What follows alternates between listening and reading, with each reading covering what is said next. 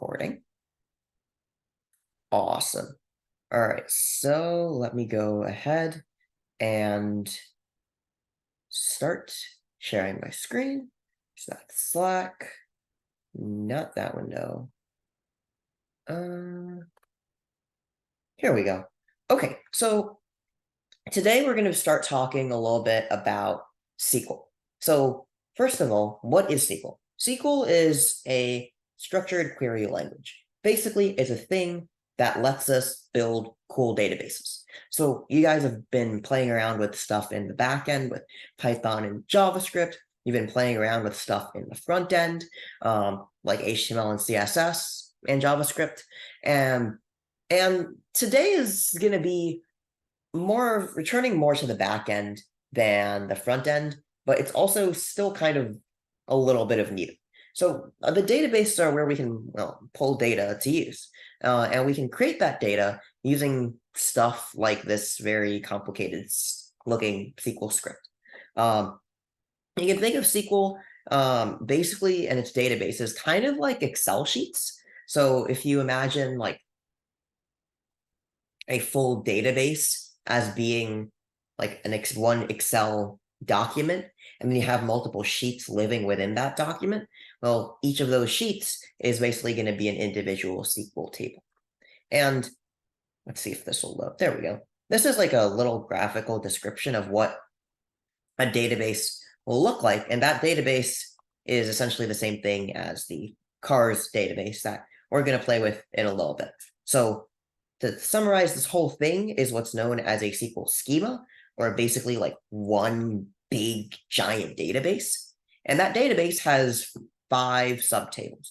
It has a table of user profiles, a table of app users, a table of advertisements, a table of cars, and a table of car models. So don't worry right now about what these arrows mean. We're not going to be dealing with that today, but something really cool. Something really cool that SQL, that was not what I wanted to do. No, stop glitching. There we go. Something really, okay, I'm just not going to play with my mouse at this point. Something really cool that SQL lets us do is connect together these little tables. So for example, here we have my user profile. I can relate that to an app user somehow. How? That's a secret that we're going to talk about in a future lecture. Not today, but that is something that we're going to talk about later this week. Okay, so how do we create a SQL database? Well, we can create a SQL database using a SQL file. So this here is a fantastic example of one. But let's start this from scratch. So there's a few things that we can do in SQL. The first thing, obviously, that we should try is creating a database. So the way that we can create a database is by simply writing create database, and then let's give our database a name. Let's call this one like testdb. Make sure to end your command with a semicolon, because that'll tell us that that's basically like your demarcator. So it's sort of like in JavaScript where you want to end each line with a semicolon. It's the same thing in SQL. And then after we create our database, the next thing that we'd like to do is connect to that database. And after we connect, we don't necessarily have to put a semicolon after that, but we can just leave it here for now. Okay, so the next thing that I'd like you guys to do is go into your shell. The shell is the preferred way that I like to use to run all of my SQL commands. And then we're going to type PSQL, which is saying, hey, go to Postgres, or go to SQL. Then we're going to say Postgres. And then, well, first let me make sure that I'm in the right folder. Okay, I am in the same folder as my create schema file. So we're going to say PSQL and Postgres, which is going to say, hey, I need to access SQL using my Postgres default user. Then we're going to use a left arrow key, which basically means I want to bring some data somehow into my SQL script. And we're going to say that I'm going to run create schema.sql.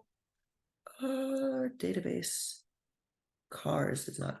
Whoops. That's why. Connect test DB. There we go. Oh, and also, it's also really good practice when you start to say drop database test DB. So that way we can check if the database exists. And if the database does exist, then we can drop it.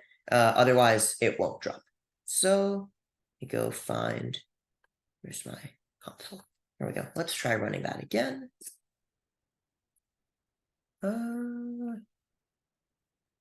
That's weird. I keep getting an error. Connection fail. Base cars. Okay. Why is it trying to run on another? Okay, hang on. I'm going to stop the recording for a minute while I try to figure out why my SQL. Come on. Okay, so the /d command basically says, hey, display all of the tables inside of my database. In this case, it's the cars database. So all of your tables look like they're there. So that should definitely, so that part works at least. So why don't we start off with some simple query commands? So I guess the first one would be the first command. So can you just do select star from and pick any table you like? Okay, from car.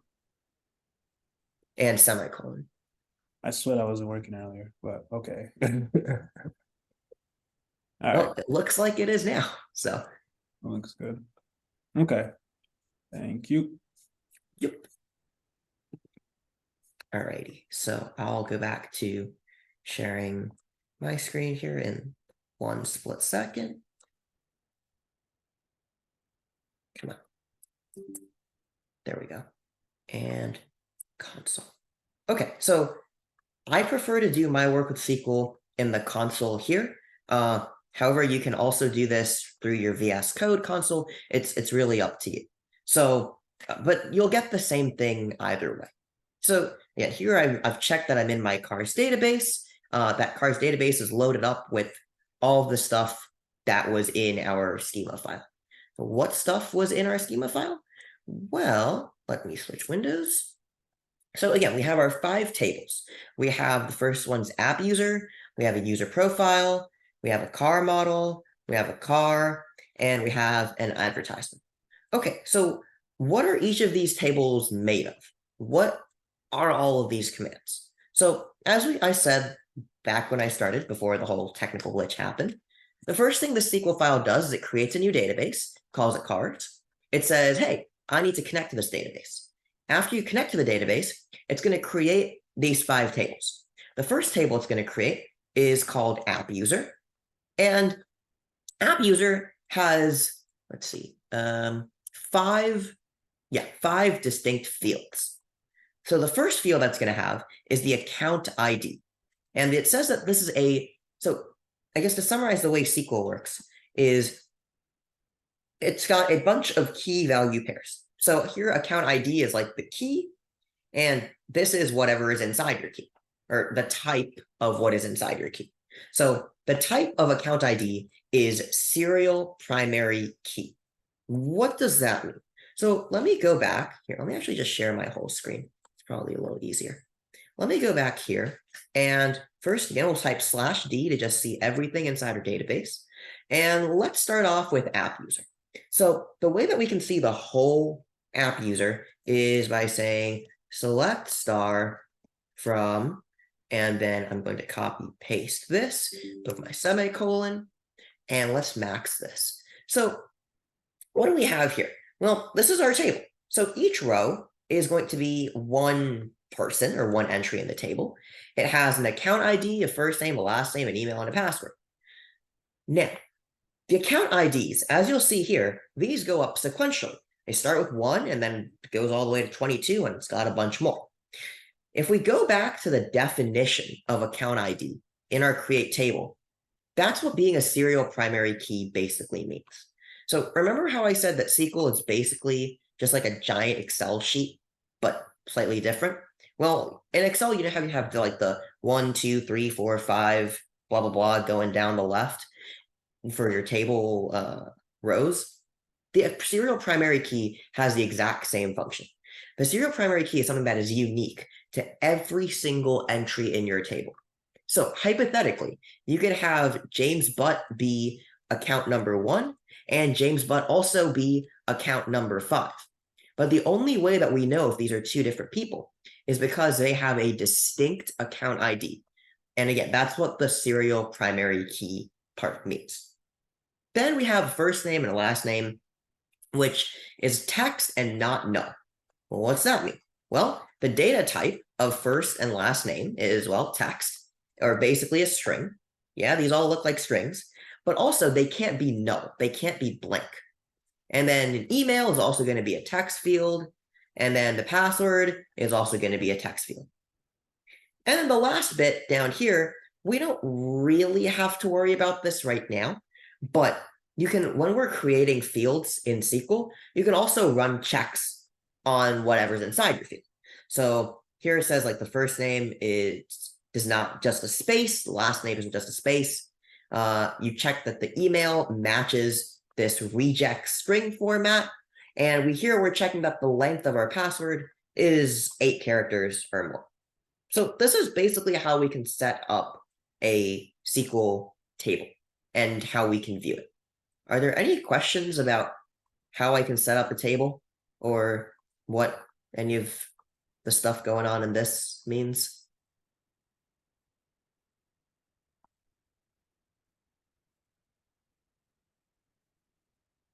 Okay, I'm gonna assume not. So let's see, we can keep going here. I'm just trying to see if there's anything. Oh, right. So also note, if we take a look at the car table here, these are all integer fields. So as you can see here, I've got a text field, which is, well, text. Well, we also can have integers. So we can say that the number of owners is not integer that's not null. Also, we can set default values for fields. So for example, in number of doors, each car by default here, we're saying has 5 doors. Now you can change that, but if you don't specify the number of doors, then it'll always say your car has 5 doors. And to answer the question in chat, it's basically the SQL version of regex. That's correct. Also, there is a difference between PSQL and SQL. So PSQL is the thing that we're using to run SQL. There are other ways to do it as well. I think MySQL is another one. But PSQL is like the SQL runner, I guess, that you put on your computer to run the SQL files. What we're typing here, this is straight up SQL or straight up SQL code. And you can tell that because, well, it's within a .SQL file. So that's a distinction to keep in mind. But again, not something that we'll be thinking about too heavily. Let's see. So quick question. Yeah. Is it, I don't know if I'm understanding this correctly, but is it because my MySQL was bought by like this big company like Oracle, and then like Postgres is more like an open source version? Is that the story behind that? That's why we can use the P SQL instead of the MySQL, because it's free, and the other one will be like a paid version of it. That's actually a good question. I'm not sure why we decided to use P-SQL. That's probably something Chad knows more about, like as an organizational decision. But what I do know is that P-SQL is also a little bit more complicated to use. And it has like more features than MySQL does. But at the end of the day, they're still basically both the same thing, but just, I guess, like different formats. PSQL is also a little bit easier from what I recall to use with Python, which is the main way that we're going to be using SQL. Not right now, but in a couple of weeks. So that's something, that's another, I guess, benefit of SQL. Any other questions?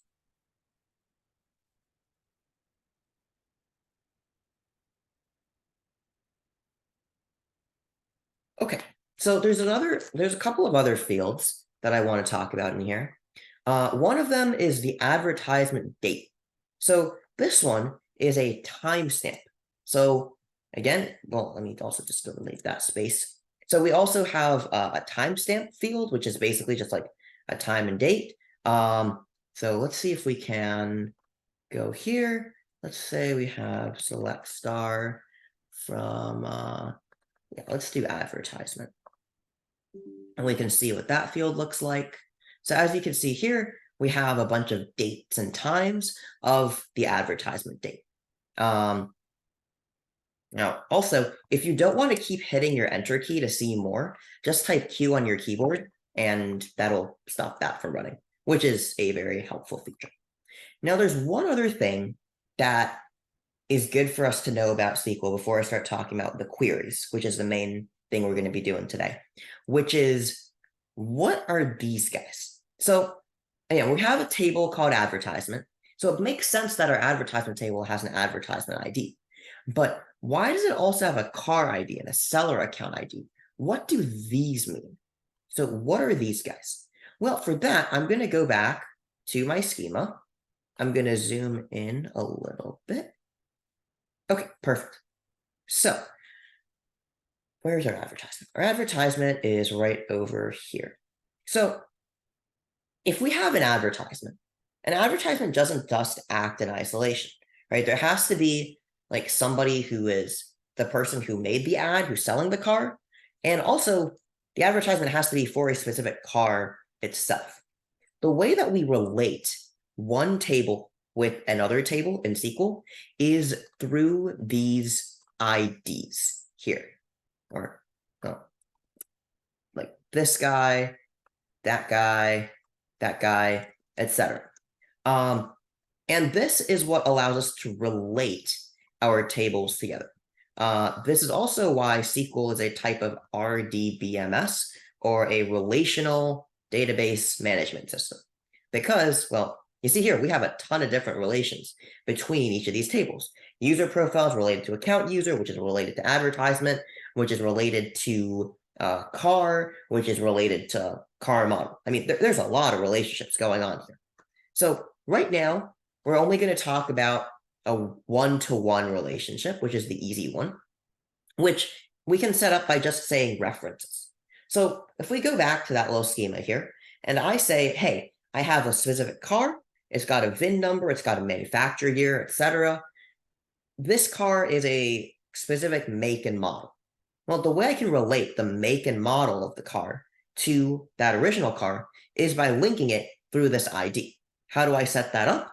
I can specify that my car ID, or I guess this guy, the car model ID, or the ID of the model that's related to this car, is an integer that references. Now, which table does it reference? It references the car model table. What does it reference in that table? It references the car model ID, or this guy. Do the ID correlate across all the tables? Damon, what do you mean by that? So like when you create a table and you make a reference to another table, like its ID, are they the same? Do the IDs need to be the same?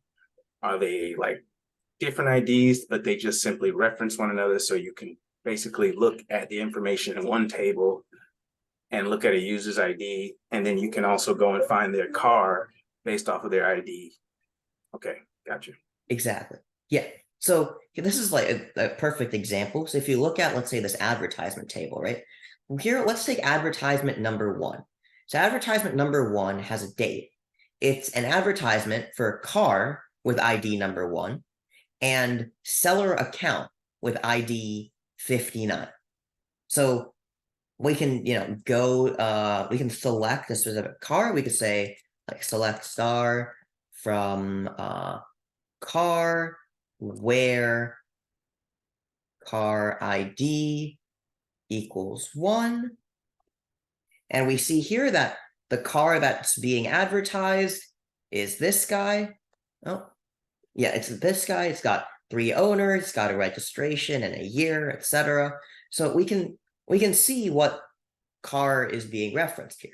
We can do the same thing in our seller account, right? We can go, I think that would be, see, is that app user or user profile? It's one of them. Well, we can run the exact same command there and say, all right, hey, I know that, I have a seller account ID of 59.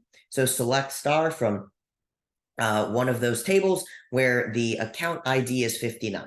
And then we'll get out the account ID is 59, and we can get out all those users' characteristics. So the IDs of, let's say, your advertisement and your car, or the IDs of the two tables that you're linked, of the two table entries that you're linking, they don't have to be the same, but we can link them by saying that one of these guys references the other. So does that help explain it a little bit? Yes. Is Okay. it usually best practice if they're the same?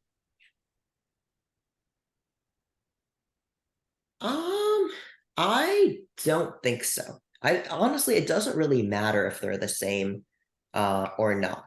And here's a good example why.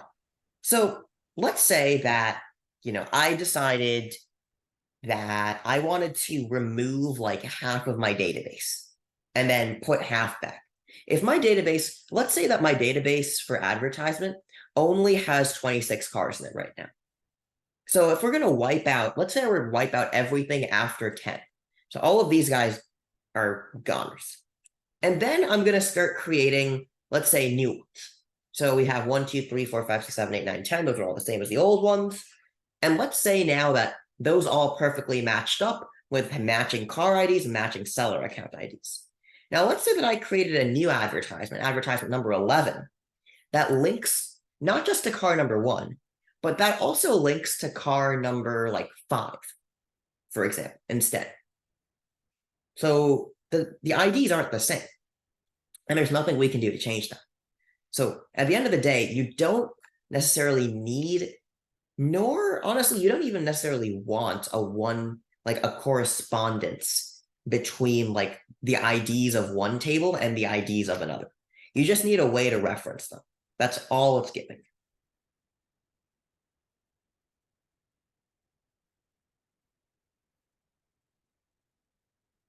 Any other questions about the SQL table IDs before we keep going?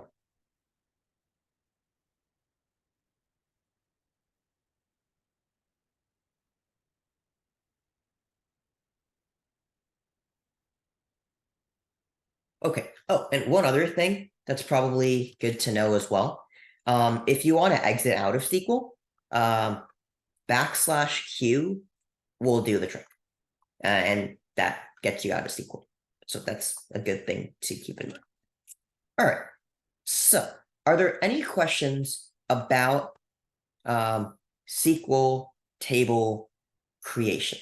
So any of the stuff we talked about for creating tables, any of the fields, the IDs, do not worry about the references bit right now, because we don't need to know that for today's homework.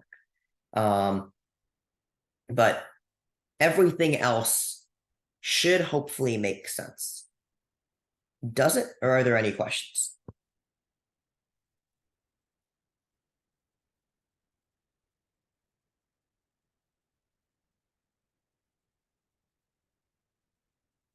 Great, so I'm gonna assume that there are no questions. If you guys do have any, again, please let me know. So now we can talk about inserting into a table.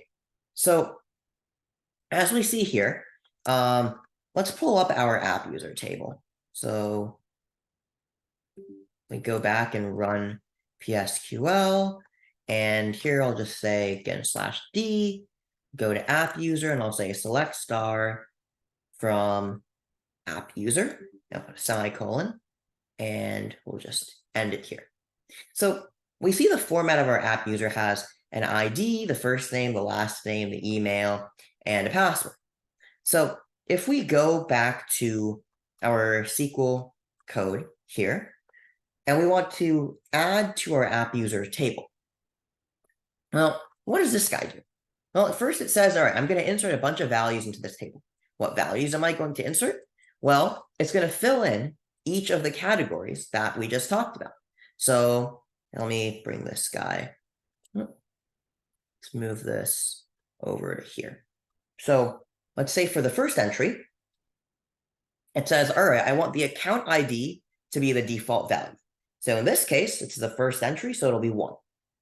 I want the first name to be James, the last name to be Butt, the email to be jbutt@gmail.com, and then the password, which is this guy, I want it to be the MD5 hash of their email. And we can keep going down the list and do the same thing. It does this for Josephine Duraki again, so we have the ID is going to be the default, so the ID becomes 2. The first name is Josephine, the last name is Duraki, and the formula is the exact same. So if we want to insert data into any of our tables, we do so using the insert into formula. So let's say, I wanted to add in a user. So we could say insert into, well, let's do it for app user. Here, actually, here, let's do it for cars. Yeah, why not? Let's do it for car models. So let's say I want to create a new car model. So I'm going to say insert into car model, and then I'm going to say values. So we can come up with a model ID. Let's say that I'm going to give this an ID of 123. Then I need to create a make for the car. So somebody give me a car make and model. A Hyundai Elantra. All right. Hyundai is going to be the make, model is going to be Elantra, and we'll close it, and then I'm going to put a semicolon. Oh, one other thing to keep in mind. Do not use double quotes in SQL. Only use single quotes. That's a rule in SQL. So just keep that in mind too. All right. So when we run insert into my car model with these values, we see here that it says insert 0, 1. If it does that, that means it's inserted it successfully, which is great. But we want to double check that it's inserted correctly. How can we do that? Well, I can say that I want to select star from car model where, and now here I didn't say default for the ID, right? So if we go back to all of these guys and these app user, all of these are inserted with a default value, which means 1, 2, 3, 4, 5, 6, blah, blah, blah. That's going to keep going. Now, I don't actually remember how many cars are in car model. It could be like 5 or it could be 50. I don't remember. So because it's just for testing purposes, I'm going to say, hey, I'm going to custom set the car ID, the model ID to 123. And that's how I'm going to double check that this car is in there. And the car's ID is called car model ID. So I'm going to select everything in car model where the car model ID equals 123. We'll put our semicolon and hit enter. And ta-da, we see that indeed our car shows up. And this is the right car. It has its model ID is 123. It's a Hyundai, and the model is an Elantra. So that's basically how we can insert data into a SQL table. What if Any you already questions? had 123? Sorry? What if you already had a 123 in the table? Well, we can see what happens. So let's do this again. As you can see here, it says duplicate key value exists because it violates the unique constraint. So remember here that we set, there we go, car model ID is a serial primary key. And because it's a serial primary key, that means it always has to be unique and a number. So you can't have 2 duplicates of, because remember, this is the exact same thing as in your Excel sheet, where you've got like row 1, row 2, row 3, row 4. You can't have two things that are row 4. Excel is going to break.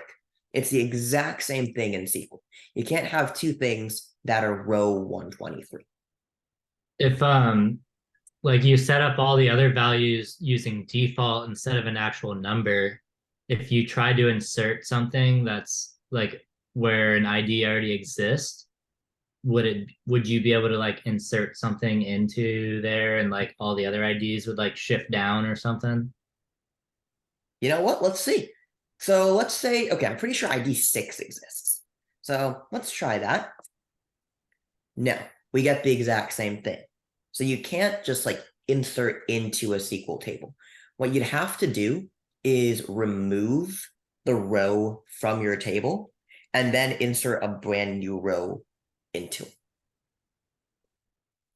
So that's the slightly annoying thing about SQL is modifying the databases is not super simple. So if you want to just like take out a whole row, it's kind of like in Excel when you like remove, like delete the whole row and then put a new one in there. So you can't just like overwrite it. And when you're writing those queries, Omar, I've seen you write them in both uppercase and lowercase. Does it matter? Nope. As long as they're written correctly, it doesn't matter. Generally, I don't really know if there is a best practice over whether to write an uppercase or a lowercase. You could do either one. But I will say if you write them all in uppercase, then it keeps it distinct from like the table names and the variable names, because in SQL, all the commands are designed to be written in all uppercase. So like that way, again, like SQL commands also look kind of like normal sentences, kind of, barely. So, insert into car model values, like it's hard to tell which of these things is something that you're setting versus something that SQL has the default command. So if you write all your SQL commands in caps, that keeps it distinct from the variables. So that can be helpful as well. But Yeah. as far as I'm aware, there isn't like a reason or like a best practice over which one to use. Okay. So would it default over 123? So say it was at 6, you put in 123, and when it starts to default all the way down and gets to 122, would it just go to 124? That's a good question, actually. I'm not sure. Here, let's see. So we can say select from car model. We can see how many models are in here. There's probably a bunch. Okay, so there's 99 models, and then we have our 123 all the way at the end. So let's say now I'm going to insert, let's say we got a default, and let's say now I'm going to insert a Dodge Ram 1500.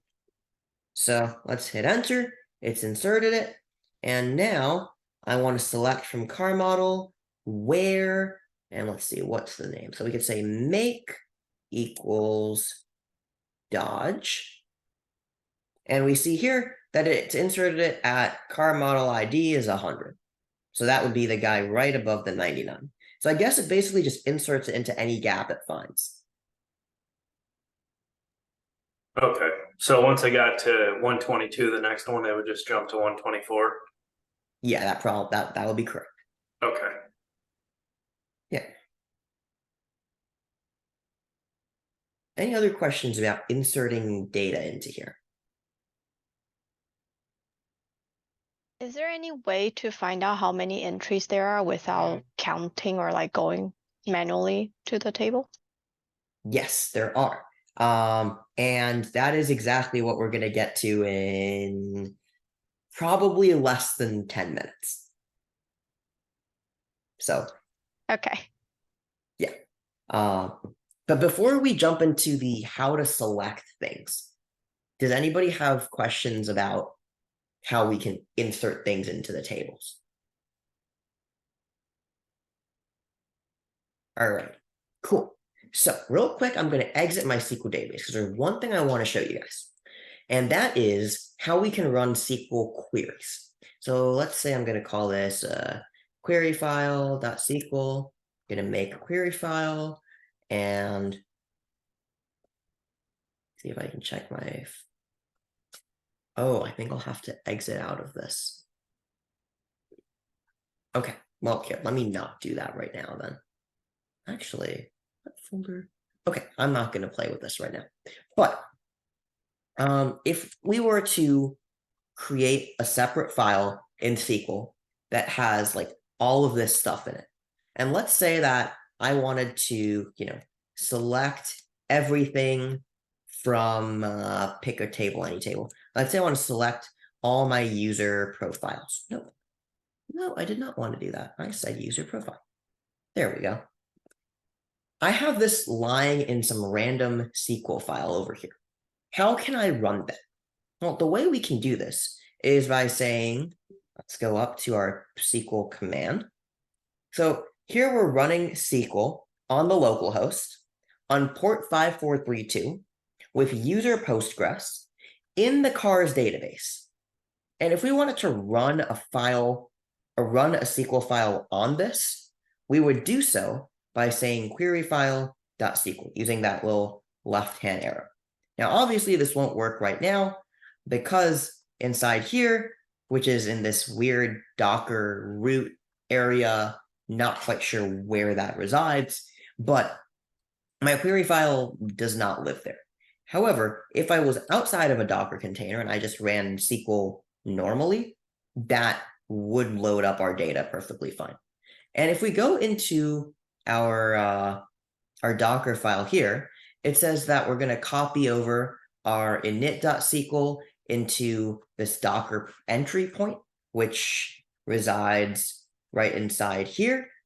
And then it'll run the commands that Chad wrote up in the running the cars database thing will essentially run this init.sql file as soon as we spin up our Docker container.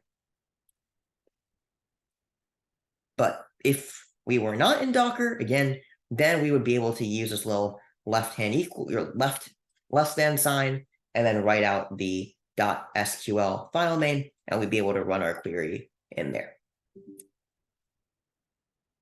Okay, so let me close this and delete that for now.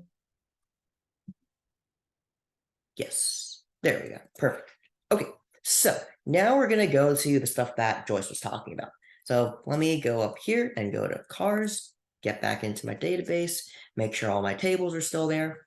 All right, so we've talked about how to do something really simple, right? We can say that I want to select, let me do this in all caps, select everything from the advertisements table.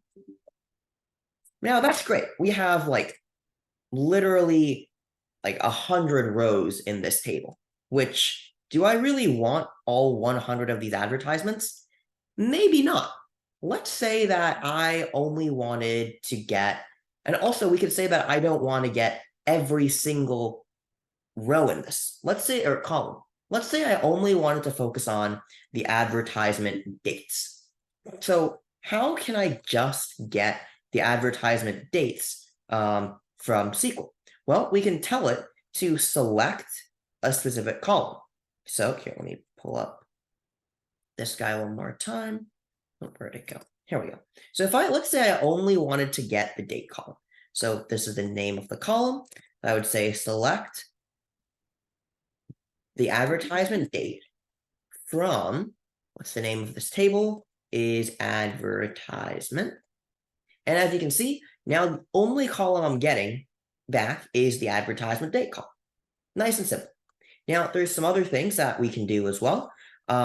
We can also limit the number of entries that I'm trying to select. So again, as we see here, this advertisement thing is like more than 100 rows long. I don't want to look at 100 entries. Let's say that I only want to look at 10. So let's say that I'm going to do another select star, which again, so select star means select everything. So select all of the relevant columns from advertisement. And now we can say, well, I guess we can just use limit. So limit says, how many things do I want to select? Let's say I only want to look at the first 10 entries. Well, now we say by limit 10, it only gets us, well, look at that. It just gives us the first 10 entries. And we can also combine these commands together. So let's say that I only want to get let's say advertisement date, and I want to get the car ID. I don't want any of the other two columns. For the first 10, well, we can say select the advertisement date and the car ID from the advertisement table, limit to the top 10. And we see here, we only get the advertisement date and the car ID, which is because we put this guy, and we only get the first 10 entries, and it says that down here, 10 rows, because we have a limit 10. Okay, so are there any questions about how we can limit the amount of output that we get, or how we can select a specific column?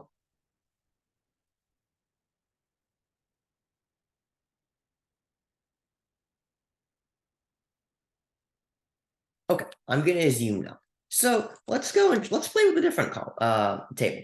Let's say we're going to select star from car, and I'll also limit this one to 10, just so we have something to look at. So we've got, let's say, and let's see, to link commands, just use a comma to separate them. Yes and no. So you'd use a comma to separate the arguments. So if we go up to this guy, which is our slightly complicated command, this one has like multiple sub commands in it. So like the first command is like selecting the advertisement date and the car ID. So when you have like multiple arguments for your command, you would use a comma to separate those. Then the from advertisement kind of acts like another command. And it's like, okay, where am I selecting from? I'm selecting from the advertisement. And then limit 10 is yet another command, which basically says, how many things am I selecting? I'm selecting 10. So all of these are separated out from each other by spaces, essentially.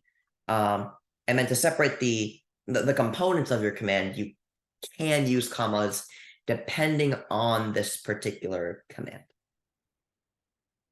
So let's say that we want to look at all our cars. So I'm only looking at 10 cars for now, just because it's nice and easy. And let's say that I only want to look at cars that have mileage that is more than 100,000 miles. So how can I do that? Well, I can say select all the cars where the mileage is greater than 100,000. So the where command basically lets us, unlike limit or other things, it says, hey, I want to look at things that fulfill a specific criteria about our table. So as we can see here, it says select. I'm selecting all of these cars, and look at that. All of these mileages are more than 100,000 miles. Now, we can also double check, let's say, the number of doors. So we could say select star from car where number of doors is, let's say, less than 4. And we can run that. And we see here we have a bunch of cars that only have 3 doors. Let's see, what other things can we do?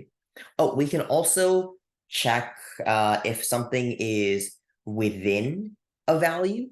So we could say select, I'm just going to use the up arrow. We can check, let's say, where, let's say I wanted to see if AB was in, or I guess where registration number, actually, no, that probably won't work either.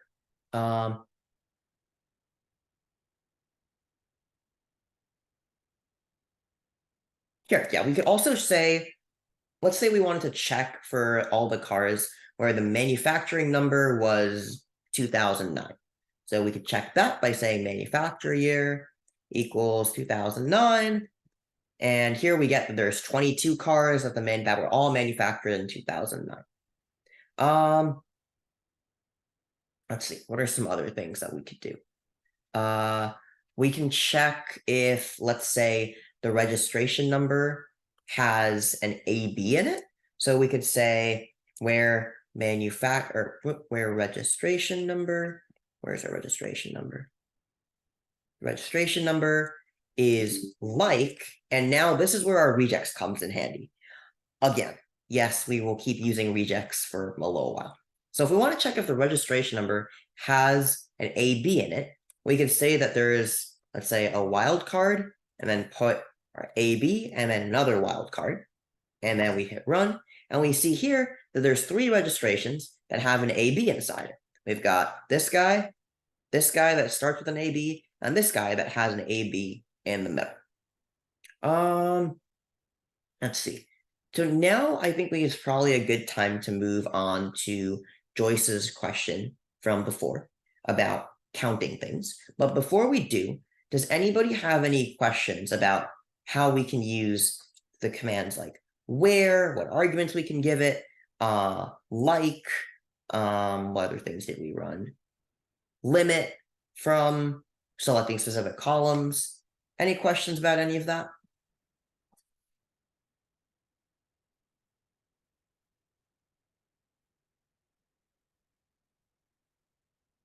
Okay, so if not, we're going to get to how we can count the number of things inside a table. So again, like if we look at, let's say, I don't even know what table this is. This is an advertisement table. This thing has like a bunch of different rows. I don't want to have to go through and scroll through each and every single row just to figure out how long the table is. So what I can do to figure out how long a table is use the count operator. So I can say select count, and then let's do star. And let's say from the advertisement table. And this will tell us how many advertisements are in our table. There are 785 advertisements in that table. So it's a very good thing that we didn't go through and scroll through the entire thing. We can also get, let's see. We can also combine all of these things together. So let's say that we were to look at cars where there's less than 4 doors. And instead of selecting everything, let's say I only wanted to count the number of cars where the number of doors was less than 4. Then we just use count star like so. And we see here that there are 81 cars where the number of doors is less than 4. Now there's some other things that we can do.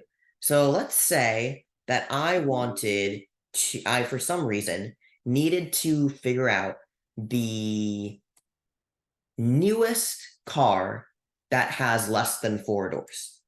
So how can we find out using manufacturer year what the newest car is? Well, we can use an aggregator function. So this is a function like we have min, we have max, there's average, there's also average written out, there's sum, but for right now, we're just going to use min and max. So if I wanted to find the newest car that has less than 4 doors, we can get the maximum of the manufacturer year. And again, the maximum of the manufacturer year is the biggest manufacturer year, which is the most recent, from the car table where the number of doors is less than 4. And we see here that the newest car that has less than 4 doors was made in 2014. We can also, for example, let's do something with average. So let's say we want to get the average mileage from the car table where, let's say we want to get the average mileage of all cars made in 2010. Oh, I think I need to type AVG. AVG, there we go. And we see here the average mileage of all cars made in 2010 is like just about 66,000 miles. That's honestly about it in terms of how far queries go for today. So do you guys have any questions about any of the queries that I just ran or any of the commands? And there are more details on these in today's README if you guys would like to review anything. But for now, are there any questions?